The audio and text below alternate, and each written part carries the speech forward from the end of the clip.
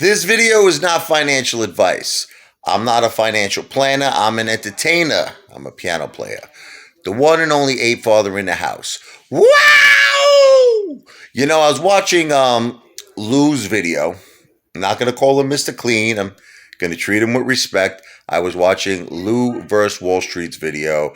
I think he called it the last video he's going to make of the year. And he was talking about how, of course, mathematically it's possible that AMC could go to 100,000, 200,000, like I always said, 500,000 to $1 million. And it's kind of funny that, the way he was explaining it was exactly one of the reasons why I started changing my mind. Okay. See, is it possible that AMC could get to $100,000, $200,000, $500,000 a share? Yes, it is. It would require all the apes to hold. It's that simple. If all the apes hold, we set the price. But see, this is what the problem is. When it gets to levels like that, $100,000 a share, who's going to pay you? Right? I mean, obviously, there's not going to be a person like the hedge funds, right? They're not going to buy one share of AMC for $100,000 a share. They're going to go bankrupt. They're finished, right? Okay. So who's going to buy it? Nobody. Okay. So the DTCC has to step in. Now, this is the thing. Technically, I believe they're insured up to something like 70 trillion. So you would say to yourself, see, this is what I originally thought. You would say to yourself, if the market cap of AMC would be 50 trillion. Let's just say if AMC is at 100,000 a share and the DTCC is insured up to 70 trillion, then it should be no problem. Correct? They should pay us, right? Okay. But I started thinking about, I lived in Staten Island during Hurricane Sandy, right? Okay. Let me tell you a story. Now, me, along with a lot of other people, at the time I was renting, but my landlord had flood insurance. Okay. And a lot of people just on our block, all of our neighbors, they all had flood insurance. Okay. Because where I lived was the south side of Staten Island. I lived by the ocean. Okay. Now, the thing is, when it came time to pay, it was FEMA. And, FEMA had to step in because none of these insurance companies were paying. They were using all kinds of excuses, natural disaster, act of God, all of these crazy things, and they were not paying. So FEMA had to come in and we had to get, the assistance from them to help rebuild the houses. Okay. So, I tend to feel that in catastrophes like such as if AMC went to 100, I mean, it would be a catastrophe for obviously the hedge funds, right? For us, it would be a dream. It would be the most wonderful thing in the world. But when something like that happens to an insurance company and they have to step in and they got to pay for something that's like catastrophic, right? I kind of agree with what Lou was saying. They tend to find a way out. They'll call it something like he said, like maybe it was fraud, it was this, it was that. They'll use all these different terminologies. See, because the thing is, do you really think they're going to lay out trillions of dollars? Like, do you really believe it?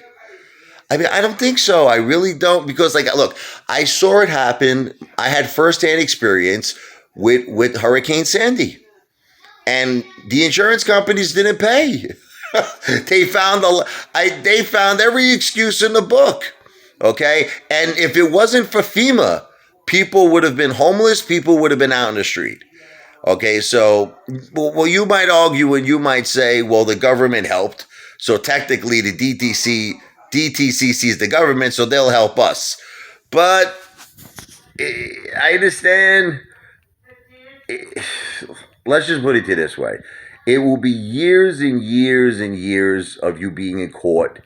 It'll be probably something that you'll wind up like with some sort of a settlement, and it probably will be pennies on the dollar. It's going to wind up being like, this is what I would assume that would happen. You want to hear I'm just giving you my assumption. I'm not trying to be FUD. Everything is FUD. They're going to say FUD.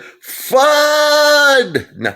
It's like, so let's say you had like $100 million coming to you. They might say something like, look, we'll give you 10. You know what I mean? And this will be after you're waiting 2 or 3 years in a courtroom. like back and forth, case after case, paying your lawyer $500 an hour, you know what I mean, to represent you. And maybe 3 years down the line, who knows how long, 4 years down the line, you'll wind up getting maybe 10% of what your original amount should have been. Now, listen, am I trying to discourage apes? No. And I know that they're going to take it that way. I know that they're going to say, wait, did my video just shut off? I just thought my video shut off and it didn't. See that? That's pretty funny stuff, right? You weren't expecting that. I just saw a little sign said video, what did it say? Memory full, but yet it looks like it's still going. So I will continue talking. I know a lot of people are going to say, Apefather, stop with the FUD, stop discouraging us. This is our dreams. I'm not discouraging you. I mean, it's like I always use this analogy and people laugh because I grew up in Brooklyn and, I love mafia movies. I never forget what Paul Castellano said. It stuck with me my whole life. Okay, when he was running the Gambino family, he said, am I the only one who understands that it's better to make 200 million where the FBI is not on you, nobody's looking at you, the police, it's like this is a secret and we get away with it. And we get away scot-free with 200 million.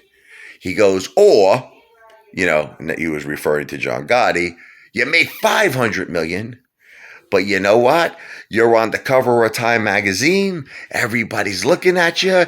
The FBI, the government, they all want to take you out. Which one is the better option? So it's like kind of like a similar situation here, don't you think? Like let's just say I sold, and I'm not saying to you I'm going to do this, so please stop breaking my balls. We're having a conversation. You know what conversation is? Let's say I sold AMC at $10,000 a share. In my case, I would make $30 million. Now, that's something I believe that I could sell at where that's it. I don't need the DTCC. I don't need to be in court for 3 years or 5 years. I don't need to hire an attorney and go through that whole process. I take my money, I walk away, I buy Ape Island, I build the Ape Mansion. I'm a happy guy, right? Okay, now, here's option B. I hold to 100,000. Now, first of all, there's a lot of things you have to consider even with that option. To get to 100,000, all apes, we're talking 4 million apes, a very large percentage of apes would have to hold. Do you think that's realistic? Because I've been talking to a lot of apes lately, and I got to tell you, they don't seem like they want to hold to 100,000. They're calling me the psycho father. Every time I mentioned it, the fraud father, all these horrible names. They're like, you're nuts, you're this, you're that. So the way I see it, look, no one can deny there are billions of fake synthetic shares. 100%. No one can deny it. Even the haters, even the non-believers. There are billions of fake synthetic shares. So yes, once the covering starts, AMC is going to shoot up. But the question is, when people start seeing millions of dollars in their accounts, or even for some young people who start seeing 500,000, 700,000, will they hold? I don't know. It's human nature to take that money and run. You think of that song. What was it? Got no place to go. So I'm gonna run with my money to the border of Mexico. So I ride like the wind, ride like the wind. You know what I mean? Like they're gonna want to take the money and run. So that's another thing to consider. To make it to those lengths, 100,000, 200,000, everybody's got to hold. I'm just saying, look, I certainly don't want anyone to point the finger at me and say that I caused anyone to be a bag holder. I don't want that to happen. You do it. Remember something. Don't listen to me. I'm not a financial advisor. I'm an entertainer.